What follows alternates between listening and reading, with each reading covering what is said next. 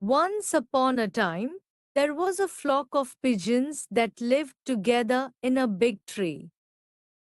The pigeons were led by a wise and kind leader. They always flew together in search of food.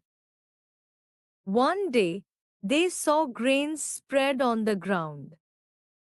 The pigeons were happy and flew down to eat. But it was a trap set by a hunter. As soon as they landed, the hunter threw a net over them. The pigeons were trapped and panicked. They tried to escape but couldn't.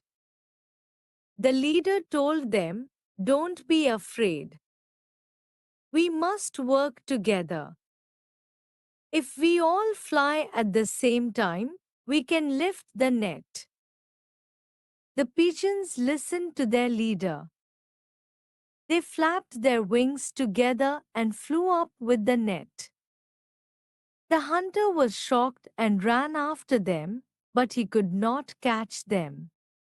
The pigeons flew to a faraway forest where their friend, a mouse, lived. They called the mouse for help. The mouse came and bit through the net with its sharp teeth. The pigeons were free and thanked the mouse.